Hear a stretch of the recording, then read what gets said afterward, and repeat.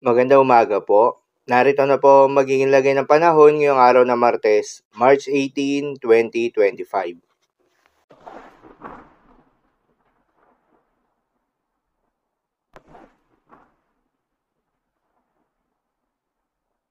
Sa kasalukuyan at ayon sa pag-asa, patuloy na umiiral itong northeast monsoon o hanging amihan na nakakaapekto ngayon at asahan na magdadala ng malamig na panahon, bahagya hanggang sa maulap na kalangitan na may kalat-kalat na mahihina hanggang sa katamtaman ng mga pagulan sa may northern at central Luzon. Easterlies o yung mainit na hangin galing sa may karagatang Pasipiko naman ang nakakaapekto at posibleng magdala naman ng maulap na kalangitan na may kalat-kalat na mga pagulan at thunderstorms na nalalabing bahagi ng ating bansa, particular na sa may eastern section ng ating bansa.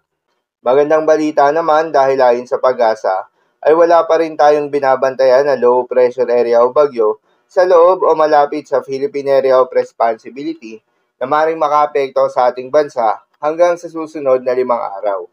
Ngunit maging handa pa rin tayo dahil maaaring wala o merong isang bagyo ang posibleng mabuo o pumasok ng Philippine Area of Responsibility ngayong buwan ng Marso. Para naman sa magiging lagay ng panahon ngayong araw ng Martes, dahil nga sa epekto nitong easterlies, asahan sa may Caraga, Leyte, Southern Leyte, Basilan, Sulu at Tawi-Tawi ang maulap na kalangitan na may kalat-kalat na mga pagulan at thunderstorms. Posible ang mga pagbaha o pagguho ng lupa dahil sa katamtaman hanggang sa kung minsan ay malakas na pagulan. Habang sa Batanes, Cagayan, Isabela, Aurora at Quezon ay asahan naman yung maulap na kalangitan na may kasama mga pagulan na dulot ng northeast monsoon. Posible rin ang mga pagbaha o pagguho ng lupa dahil sa katamtaman hanggang sa kung minsan ay malakas na pagulan. Habang sa Metro Manila, Cordillera Administrative Region, Ilocos Region, nalalabing bahagi ng Cagayan Valley at nalalabing bahagi ng Central Luzon ay asahan naman yung bahagyang maulap hanggang sa maulap na kalangitan na may kalat-kalat na mga mahihinang pagulan na dulot pa rin ng northeast monsoon. At sa nalalabing bahagi pa nga ng ating bansa ay asahan naman yung bahagyang maulap hanggang sa maulap na kalangitan na may kalat-kalat na mga pagulan o thunderstorms na dulot ng easterlies. Posible rin ang mga pagbaha o pagguho ng lupa during severe thunderstorms. Madalas nabobo ang mga thunderstorms na ito tuwing hapon o gabi na nagtatagal ng 1 hanggang 2 oras.